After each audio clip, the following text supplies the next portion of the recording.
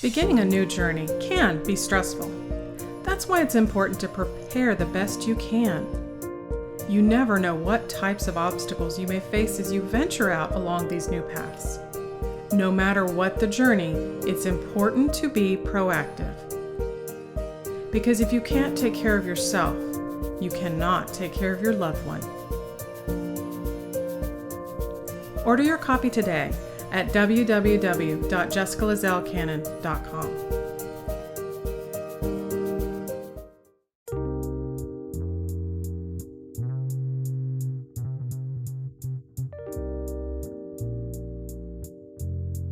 Hello, and welcome to the Proactive Caregiving Podcast.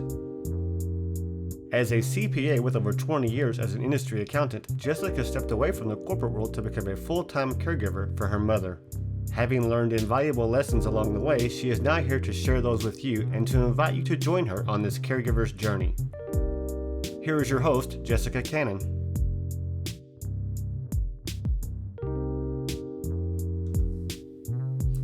Hello, everybody.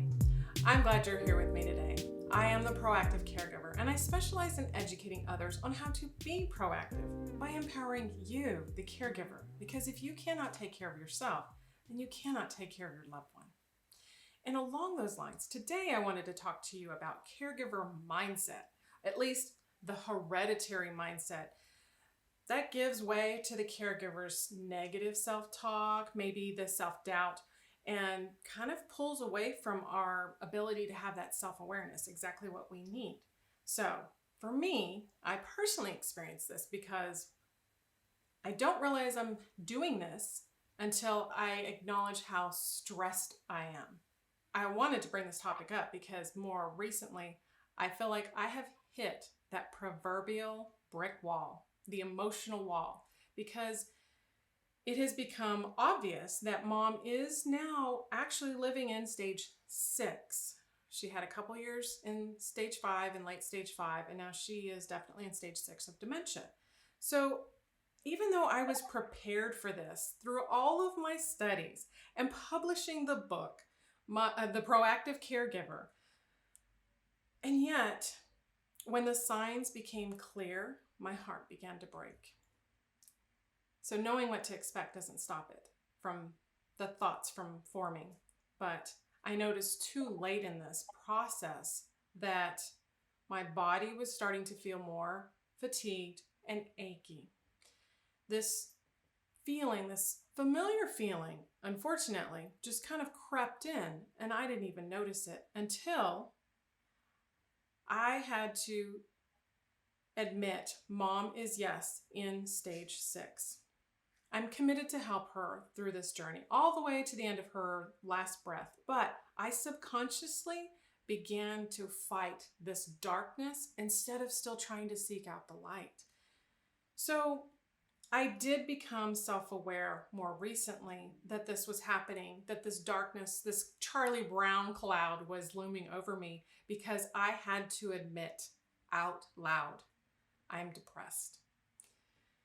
Saying this seemed to allow the mind and body collectively connect and release this tension that I now realize started to build from the time that mom actually was diagnosed and the lab results started to come out and show that she was in kidney failure. But even since then, and thank God for hospice, her kidneys have bounced back. And so you would think it was this, yay, but congestive heart failure has started to worsen. So we had this pendulum swing, and that hereditary mindset of mine kicked in. I had this mindset to be strong and forge ahead no matter what. I wanted mom's quality of life to be reflective of something other than how I was reacting to her decline. This is something I grew up with because this is what mom did throughout my adolescence, trying to show the strong face, even if she was falling apart on the inside. This affected me so much that it started to really, the negative self-talk started to affect my goals, my dreams, and my perception, the ability to persevere through this. I really started to feel like I was allowing myself to just shut down and push everything and everyone away, including my time with mom. But no matter how much I was aware of what was happening and what was coming up next and what I need to expect, witnessing this change week by week was something that created this emotional downward spiral. And it's something that I know and I acknowledge is normal. Caregivers go through this and it is expected. But it's something that we kind of forget until we're in it. And then once you're in it, it's like a self-pity party that we have to get out of, but we have to know how to get out of it. So that's why today's guest, I've brought on Kayle Johnson. She is a health and life coach. And instead of fighting the darkness, Kayle Johnson helps teach you to bring you to the light and help support caregivers. Kayle has a degree in human services and has been a professional caregiver for 25 years. From beginning early on, years ago, as a foster parent to caring for her 92-year-old grandmother, Kayle strives to fill in those gaps through health and life coaching in her business to support these types of caregiver needs. She knows what it's like to feel exhausted on a daily basis, burned out, and that loss of identity that we eventually go through while we're caring for our loved ones. Her program is designed to help caregivers with resentment, overwhelm, and exhaustion, among other things, before the caregiver becomes sick themselves, so that we do more than just thrive to get by and exist. We actually live life as it was intended to be. So thank you for coming on with me today, Kayle. I appreciate this more than ever now. Well, thank you so much for having me and for giving me this opportunity to connect with your community. Definitely, because this is something that caregivers, like I said, I know of this, and it's an outside thought until suddenly I'm this person that feels like I'm in a bottle echoing out. And I realized, that's my internal self. That's me, this negative self-talk that trapped myself in this bottle, and I'm echoing the thoughts in my head. So this is something that I wanted other caregivers to experience, because I know if I'm going through this, and you might have experienced this before, then there are far more out there who need to hear this. So I'm wondering, now that you are this health and life coach, you must have had experience that you've actually lived through that created that your own negative self-talk. How did that life happen for you years ago? When I really started to bring awareness to what my self-talk was sounding like and how it was affecting my daily life. Right. Is that correct? So I love this piece because I just like to start out with a little story that really explains how shifting my self-talk really helped me shift my life into this other realm. And so my little story is, I tried to be the perfect mom. I tried to be the perfect employee, the perfect caregiver, the perfect wife, the perfect daughter, and so on, and all the roles for many, many years. And I thought, if I could just do all the things for everyone else, then I could really make a difference in the world. Yep. Like, I didn't need to focus on myself because I was fine. And but what I discovered is that I could only spin so many plates at one time, and eventually they all came crashing down, which was absolutely devastating. It was super sad, and it was really hard for me to accept. And it was really initiated by something that was really far out of my control. I'm a recovering control freak. And so really recognizing, and I do see that often in caregivers sometimes, that we're trying to control all of the things. Of course. And I just went through all the thoughts, like, if I could have just tried harder, if I could have just done it better, if I could have been in 10 places at once, and this, I could have really made that difference. And so, I was failing at what I was trying to do, was my message to myself. But what I learned when I was knocked down is that it was actually exhausting spinning all the plates all the time. And Absolutely. just, yeah. And what if there was another way? What if there was a way that I hadn't considered before, and a way that would be easier, that didn't leave me feeling exhausted and impatient and run down, actually crabby and judgmental, like none of the ways that I wanted to be feeling, and not the person that I even was. So, so the other place I started to pay attention here was the way I was talking to myself, and it was Yes. definitely not supportive. So I tune in, and it really kind of sounded negative, almost like a bully or a critic.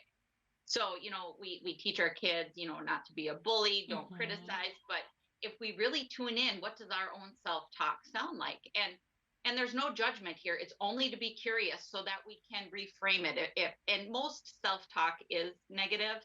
That's the way our brains are wired. But it's to keep us safe. But we don't always need all those pieces anymore. We aren't Right. being chased by lions and tigers and things like that.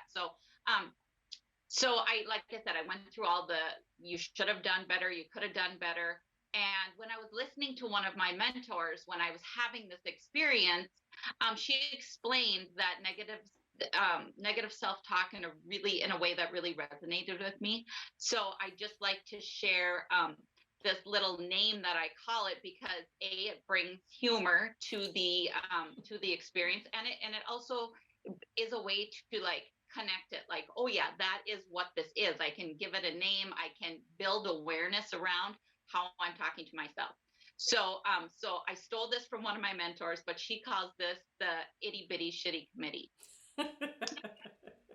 And so it's just a way to like I said, to just have it be a little bit lighter.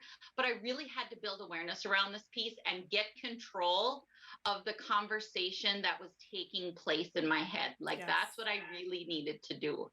And I had to get honest about the quality of my thoughts and what they sounded like. And when I checked in, like I said, it sounded like nothing I do is good enough. No one, no matter how hard I try, it's still wrong. I'm exhausted, but if I stop or slow down, I will let someone down. So just Mm-hmm. recognize if that sounds familiar at all in the Absolutely. caregiving. Yeah. So so during this time, I knew I had to change, and I couldn't keep doing all of the things and have the continual itty bitty shitty committee in my head. And I was lucky enough at that time to be guided by someone who was really into self development. And they suggested that I write an apology letter to myself. Mm.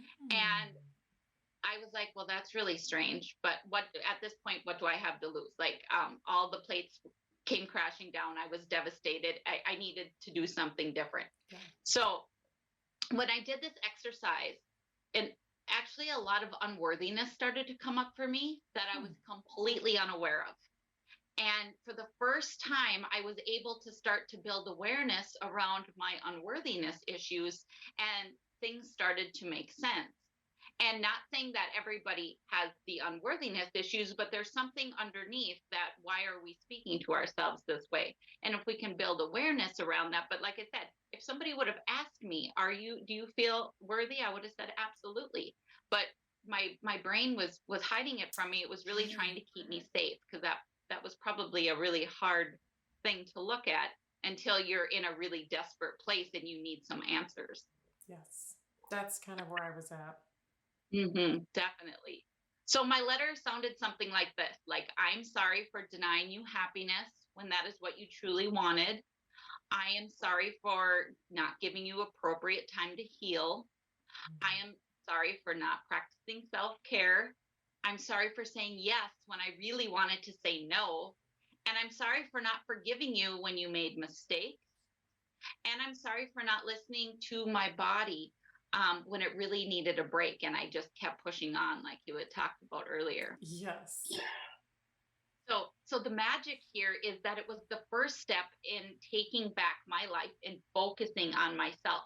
And by acknowledging these pieces on paper, like it was just that next level Mm-hmm. of really getting honest with myself.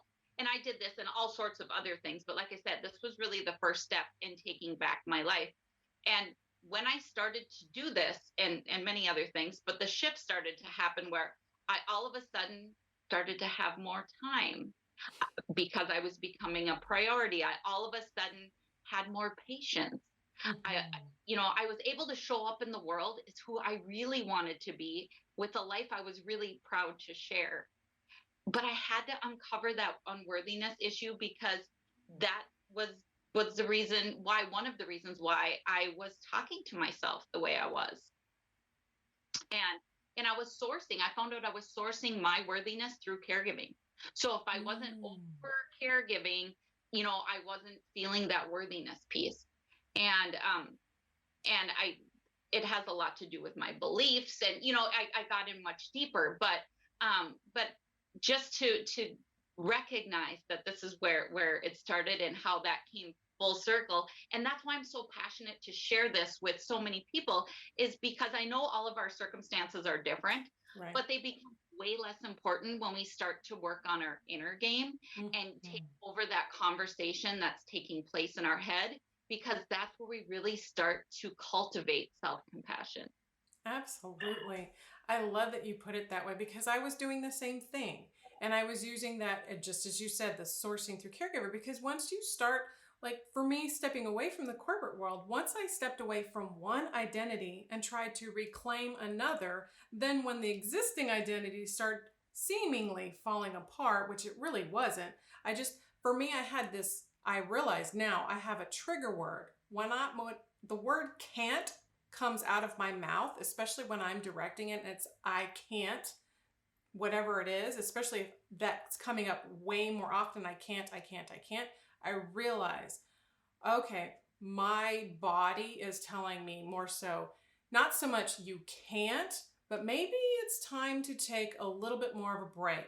Not just physically to rest, because there is the go, go, go, but there's also that mental go, go, go, go. And so I realized when I say that I can't, for me, you might be the recovering control freak, but I'm that recovering perfectionist. And I Mm. know, I say it over and over again, there cannot be a perfect caregiving scenario. I cannot be perfect. I cannot help them in a perfect way. But that doesn't stop my mind from trying to make a situation appear or feel perfect. So when it doesn't, my mind goes through this, I'm not good enough if I can't make it perfect. And when I had all of my spinning plates in the air and they all started crashing down, my mind started going through that. You're not good enough. You can't, you can't, you can't. And I thought, oh my gosh. And so I was tired. I just was exhausted from mentally and physically from trying to push, until I thought I need to just push away from anything and everyone and just really reorganize, refocus, and figure life out and pinpoint what it is that's really making me feel like I can't. What is it that's making me feel like I'm not enough right now? Because I've been doing this for several years and I've had these little ebbs and flows, and it's usually something that's happening now. Now that hindsight, that reflection that I've learned to do, what is it that's happening that's triggering this I can't? And why do you feel like you can't do something when you know, in fact, you can? So, in your years of professional caregiving, are you now able to recognize this and see this process in other family members or the person that they're caring for? That family mindset, I guess, that starts to come out with their negative self-talk.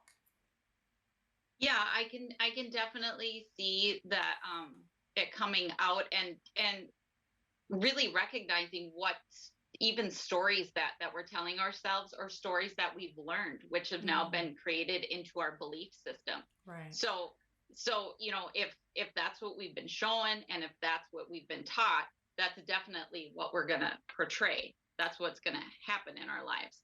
But I love sharing this little idea around this piece, because it really starts to give people power back over the Mhm. experience of life that they want to lead, and not just being a victim to their circumstance, because that can happen really quickly. Mhm.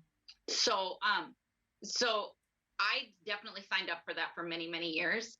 And all these things would just happen to me, and I would have absolutely no control over them, because this was my narrative. Because bad things happen to me because I, like you said, I can't do this, even though I know I can. Just Right. this dialogue in my head. And what would happen to me in particular is I would then be overcome with anxiety, and Mhm. I wouldn't know what to do with that, and I didn't think that there was anything I could do with the anxiety. It would just now control my life, and I would be a very anxious person, which made me then have no patience and all of Mhm. the things again.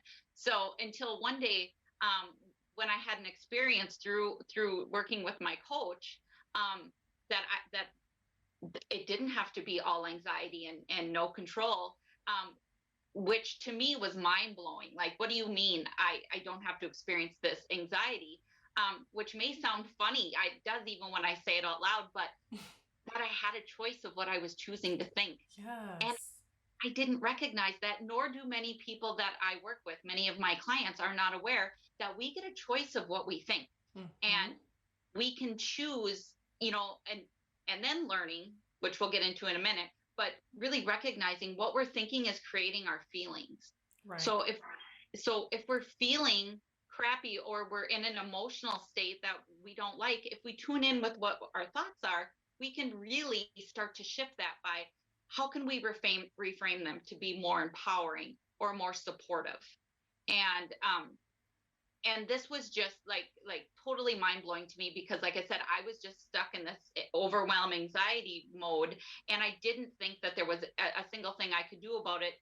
And so then I would just be in the victim role, because there was nothing else I could do. And really learning to check in with my thoughts when I am having this feeling that I'm not liking, Mhm.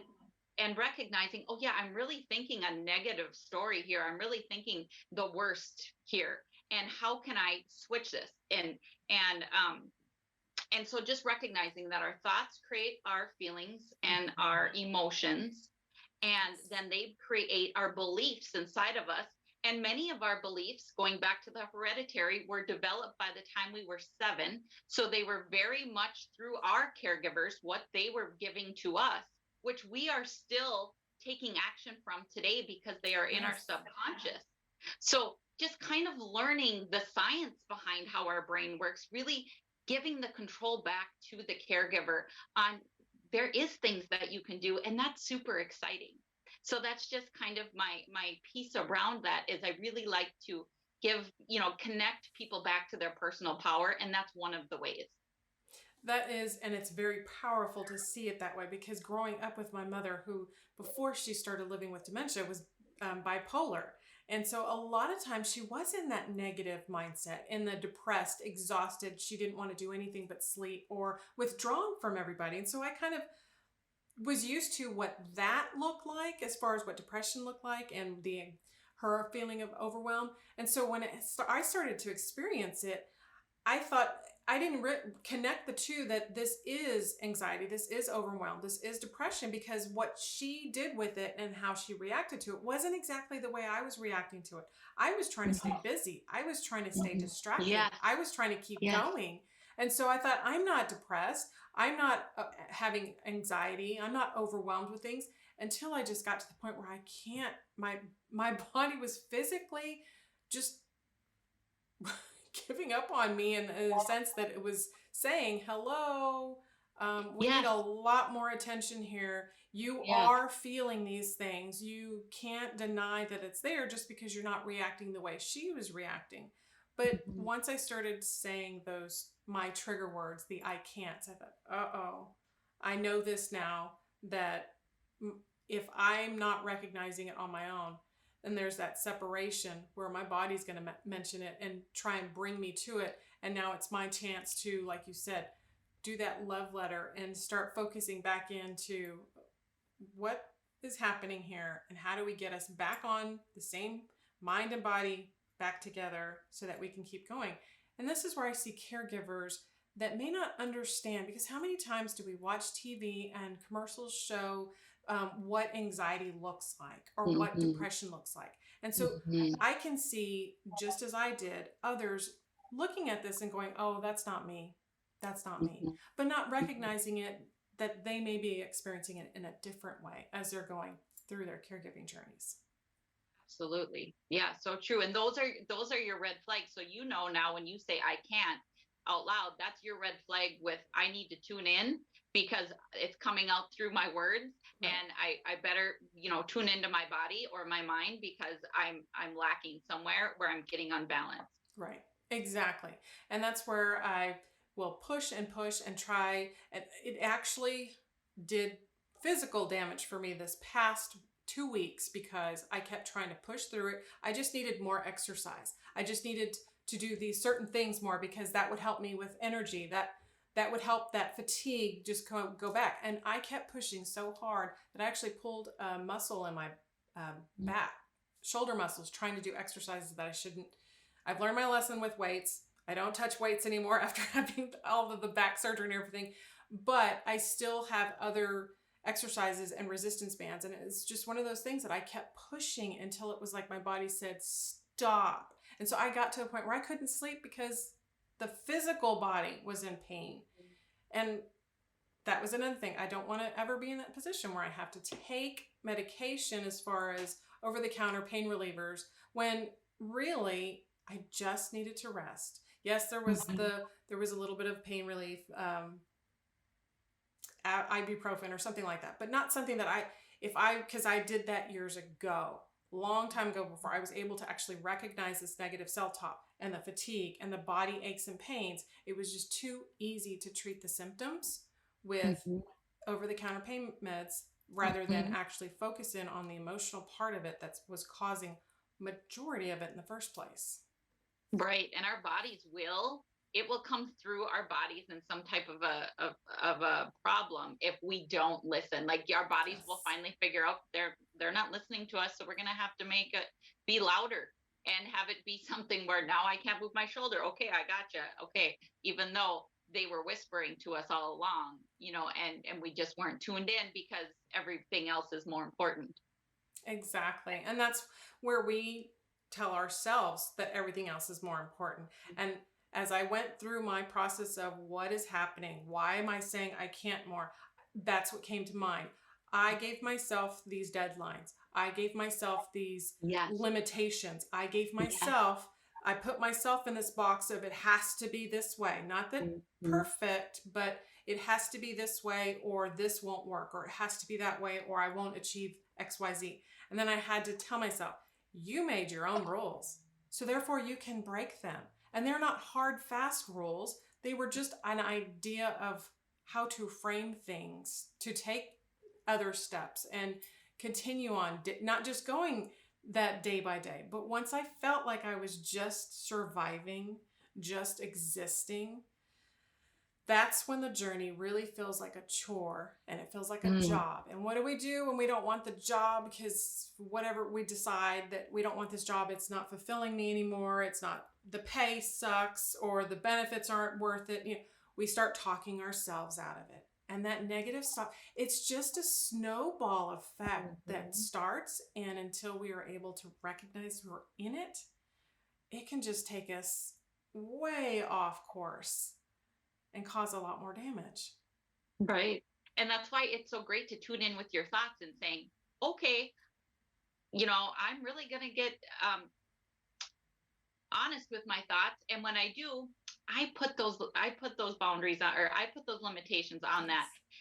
It's not live or die, so I can maybe extend that, or I can cancel that, or, what is something I can do that can make this a little easier for me, just like you would do for a friend. If a friend came to you and said, oh, I'm so overwhelmed, and you could say, well, what is one thing I could take off your plate? We can take things off our plate too, because 99% of the time in caregivers, our expectations are way too high for ourselves. Absolutely. Well, yeah. And that's the one thing that we forget, because when you get in that mode and they're stuck into, I have to, and someone's depending on me, so I can't not do this, then we forget that, okay, I can delegate. I can talk to someone about these feelings before they turn into that internal negative dialogue. So it's areas like that caregivers need these recommendations of what to do. I know we have similar journeys and not everybody's the same, but it is human nature to focus on negative rather than to focus on positive. And so it does become that daily practice, that daily habit that we have to include, just like my morning walks or my yoga or the way I eat or the way bedtime regimen. All of this stuff I have to do deliberately and on a regular practice basis, because otherwise, the moment I let up with it, you feel the switch and the change and the moods. Definitely. Yeah, absolutely. So, what is it that when our caregivers are going through this day by day in their journeys, I know we are supposed to be able to journal, and I know we're able to kind of find ways to break this. What happens when we're in this situation that we can't break this? And I ask this more so because I felt like at this point, that dread of this pending time period, because as I mentioned earlier, mom is in stage 6 of 7. And so there is this definite push and fight to keep my thoughts out of the end is coming. What can caregivers do in this instance to kind of help with that negative self-talk? Yeah. So before we can really learn to practice more positive self-talk, we have to identify our negative thinking. And there's usually 4 categories that negative thinking self-talk falls in. So I just really like to share those with people, because once we can build awareness around them, then we can recognize, oh, I'm falling into that, and I'm aware of that now. And building awareness is like 90% of the process, because you can't unsee something. Once you learn, once you see it, then it's like, oh, I'm aware of this now. Now you might not be aware of it 24/7, but you can just start slow. And if you see a 1% improvement in tomorrow, and then the next day and the next day, but after 50 days, that's a 50% improvement, Right. So just to keep it really small, but just to build this awareness. So anyways, in the 4 negative thinking categories that I'd love to teach people, is the first one is personalizing. So just recognize when you fall into the personalizing, where you blame yourself for everything. So if this is going on, oh, it was all my fault and I should have been there, and I said I was in this, and we just get into this whole piece. And you could be in the middle of it and be like, oh my gosh, I remember this from the podcast the other day, and just be like, oh, okay, that's a win. I'm building awareness. I'm recognizing that I'm participating in this personalizing negative self-talk. So that's one of them. The next one is magnifying. When we focus on all the negative aspects of a situation, ignoring any positive at all. So it's just like taking a magnifying glass to one small area of a situation and blowing it up, versus, yeah, that was a negative part, but there was like 3 positive parts, but I can't even see that because I have tunnel vision because everything's going wrong. So that's really the magnifying thinking category. And then catastrophizing. This is when we expect the worst. We sign up for worst case scenario thinking. We've all been there. And I always tell my clients, that's fine. If you want to spend time in worst case scenario, knock yourself out. That's great. But I'm going to invite you to spend time in best case scenario, because it's just as likely to happen as worst case scenario. So, but nobody ever thinks that. Nobody ever thinks of the best case scenario. And it's never as bad as we anticipate. And it doesn't do anything going there but stealing the joy from our present moment. And so anyways, that's a big one that a lot of people can raise their hand on. And then the last one is polarizing. When you just see things in black or white, it's either good or bad. There's nothing in the middle. So the personalizing, the magnifying, the catastrophizing, and the polarizing are the negative thinking patterns that get us into that rabbit hole of the negative self-talk. Right. So once we can build awareness around them, like I said, then we can be like, oh yeah, I'm building awareness here, and I am not going to sign up for this. And then what do? That's how can I make this thought more empowering? So if I'm sitting there thinking I'm a caregiver and my life is over and I'm never going to have any help in my world, that could be a thought we're having. But how could we make that more empowering? Like, I don't know where the help is, but I know I need to get to support to navigate the support that I need, then there's at least a possibility. And so then we're looking through a lens of opportunity and possibility instead of through the lens of there is hopelessness. Because if that's our belief, we will never see an opportunity, even if it does arrive, because it's not within our belief system. So we can't see something that we don't believe. Oh gosh, and that's something that we sometimes I've had those issues before years ago. I was seeing things I wanted to see, but when I took the time and actually did a lot of this best case scenario, worst case scenario, then I was finally seeing what was really there. And so that was part of my practice, is if I found myself saying the worst case scenario, immediately find what's the bright side of this. And so after a period of time, my mind, I eventually went to there's got to be a bright side. We know this sucks, but we're not going to revel in this, that it sucks, but let's find, there's got to be a bright side in here, the bright side of this. So I had to eventually say, you know what?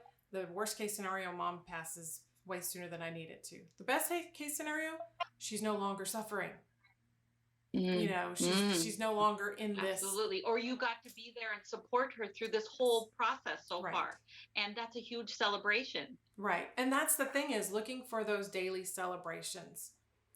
If I can find at least one small thing that either be grateful for or something that it's like, yay, I didn't go there. Or I didn't have a meltdown, or I had a wonderful day. I made it through the day with my energy and my mental focus, and I got so many things completed. And now I'm going to give myself a break as a reward so that we get the rest, so that it isn't, I have to keep going to the point that I can't react to life without hitting this negative speed bump in the road. It's, you know, because we're always going to have these moments in life, and it is how we react to it. And unfortunately, this human nature to drop into that negative thought process, as opposed to being, and it's not that I have to be the Pollyanna. I don't need to be like, oh, I've got the rose-colored glasses on and everything's perfect and nothing's ever going to go wrong. It's, what do I do when life takes a little bit of a turn that I wasn't wanting it to go that way, so that I can actually see it the way it's going, instead of like, oh no, this isn't really happening, we're just going to go this other direction and I'm just going to avoid this. Right. And that's what I was going to say. Like, it's not all unicorns and rainbows, but life is definitely has a lot of circumstances that are unseen and all of the pieces. But how do we react? Are we reacting or are we responding? Right. So if we can step back and respond in the way that we want to, and that's still a problem, but now I get to choose how I'm responding. Like, if I have a flat tire, I can get really mad and yell and scream and throw my tire iron in the ditch and do all the things, but I still have a flat tire, you know, and then I've just, used up a bunch of my energy that I was probably going to need to deal with this problem. But can I say, gosh, this is really a bummer. I know I've been taught, or I have AAA, or I can call, what can I do in this moment that would be most supportive of me, instead of not just going back to our initial reaction that's in our subconscious, and we don't even think about it. We just go there automatically. So really rewiring our neural pathways is what we're doing. Like you said, it took you a while, but after a while you started to just, when you went to worst case scenario, it brought you right to best case scenario. And so now you were at least on a level playing field and not in the ditch in your mind all the way. Right. And that's where I had to force myself. Yes, but it's being able to support yourself in those moments of, yes, life is challenging. We all are aware of that. But just, it's going to be challenging either way. It can be challenging and be a terrible experience, or it can be challenging and I can support myself and empower myself experience. Yes. And that's the whole point of all of this, empowering the caregiver so they can do what they need to do and feel better than they probably get into this negative self-talk. And yes, if it happens, let's find a way out of it. Let's find a way to go through this journey in a better way. Absolutely. Be able to support yourself with your own thoughts. Yes. Because I know at this point, the other side of this, if I'm not saying that I can't and my mind goes there, it's probably something that I need to ask help for, that I'm not letting myself recognize and allow myself to say, can you help me with this? I need whatever it is. And once I finally say that, can you help me with this? It's the same feeling that I had before of the mind and body connecting, like, oh, thank God she finally said it. She finally asked for help. Yes. And that's such a great piece that you're bringing up, because that's one of the big things that I work on with caregivers, because I struggled so much myself, was asking for help and even acknowledging that I needed help. Like you said, it just, oh, well, I'm just avoiding that because it's uncomfortable. Well, why is it uncomfortable? What story are you making it mean if you ask for help? And is that story even true? Like really tuning in and getting honest. And then once I asked for help, then I had to also learn how to accept the help, because it might be different than what I was thinking, but that's okay. Back to the control freak part. Like that might be okay. So really learning how to accept it or ask for it, and then learning how to accept it, because like you said, then you're in alignment. Then you're getting the support that you need, because we're all humans and we all need support. Right. And because we all need the support, we all need to recognize sometimes it's not us. Sometimes these hereditary mindsets that are just there within us on that cellular level, that they don't have to be, that we can break it and move forward, reprogram the mind to move forward. Yeah. Right. So we can tune back in and say, is this from my past? Is this from my childhood? Is this from my mom? What is this story? Is it true? And how can I rewrite this story that it works for me? Because now I'm in charge. Exactly. I had to do a lot of rewriting of my past history and to be in the present moment, because that story that kept my childhood, the inner child of mine, kept telling my present self as a caregiver was like, that's not entirely true. Let's look at it a different way. And day and night difference. Talk about feeling free and letting that negative talk go. So I definitely encourage that kind of, and if it has to be a sheet of paper, the pros and cons, past, present. Sometimes we have to write this down. Sometimes we have to actually experience it in such a way that we can actually see it, instead of just letting, like I said earlier, feeling like I was trapped in a bottle and I was just echoing in my own thoughts. Sometimes we just have to get that out and see it and hear it and go, that does sound kind of absurd. That does kind of sound crazy. I don't know what I was thinking. Why was I even going there? Why was I even thinking that? Yeah. And that's so good, because there, for everybody, channels work differently. So journaling is super, super therapeutic for some people, and getting it down on paper, looking at it in black and white, and looking back at them, getting it out of the hamster wheel in our brain. Yes. It can be so valuable. So valuable. So I love that. I love that you mentioned that, because it can really be a great technique. Absolutely. Kayle, you have helped me just in this conversation itself, just realizing the 4 points. And I'm absolutely going to remember the itty bitty shitty committee, because when I'm in it, and that is the other thing, the laughter, bringing levity to it. Just, it's hard to stay negative when you're laughing, right? So, absolutely. And it just stops that pattern, that negative thinking pattern. It's like, okay, this is lighter now. Where can I go from here? Exactly. And that's the point, is breaking it so we can go from there. So how do our listeners find you if they want to schedule some time to begin their work and going forward? Well, I have a free Facebook group, which is a great place to connect. It's called The Healthy Caregiver. And I offer a lot of free events, like masterclasses, workshops, mini courses for caregivers. And I also have a website called sparkyourjourney.net. That's awesome. I hope that many caregivers take advantage of reaching out to you, because this is something that I personally experienced more recently. And I know it will probably not be the last time, because, life happens. But these are things that we can add to our toolbox, our mental and emotional toolbox, so that we can deal with this as it comes and goes. So thank you for sharing. It's definitely a practice. Yes, it absolutely is a practice. And it's something that I recognize and appreciate and keep the practice going. And I put more emphasis on it, because I have less stress. And the moments that I do stress, then I'm aware of what it is. And it's not something that's just going to run away with me and take me to that direction of this negative it starts with negative talk, which goes into this negative habit that I start introducing to my body in negative ways. And it stopping that snowball from starting in the first place, that's a practice to appreciate. Mhm. Yeah, so good. That's so good. And awareness is really the first step in the change, because we can't change anything if we're not aware of it. Right. So back to, once we see something, once we become aware of it, then we're just like, oh yeah, now this is one place I can support myself and start to shift. Exactly. And that's the shift that we need to make on a daily basis, if at all possible, because every little effort goes a long way. Definitely. It definitely does. And being that friend to ourselves in that self-talk. So how would I speak to my friend is exactly how I need to start to speak to myself. Exactly. Thank you for being my friend today. Going forward. Thank you. I appreciate it.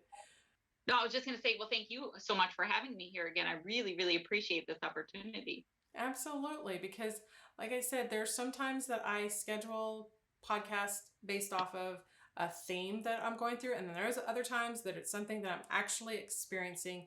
And I know if I'm experiencing, there's far more out there that are experiencing the same or similar areas. And so I can take that nice deep breath and just say, oh, back into the self-awareness, back into the lighter side of positive thinking, positive mindset, and going in a positive direction, but allowing myself that self-love, self-compassion, and not letting myself brew in this pity party that I start. And I know to let it happen every now and again, but not to stay there, not to stay Right. there. So yes, Thank so you. good. I appreciate it. Thank you. So, ladies and gentlemen, thank you for joining in and listening today. I hope this episode gave you a lot more food for thought. And until next time, be proactive. Take care, everybody. Thank you for joining us today. We really hope you've enjoyed this episode. To learn more about proactive caregiving and to hear other episodes of this podcast, please visit www.jessicalazelcannon.com. This podcast is produced by Canon Light Media, LLC, www.canonlightmedia.com. Music provided by Chris Paradise.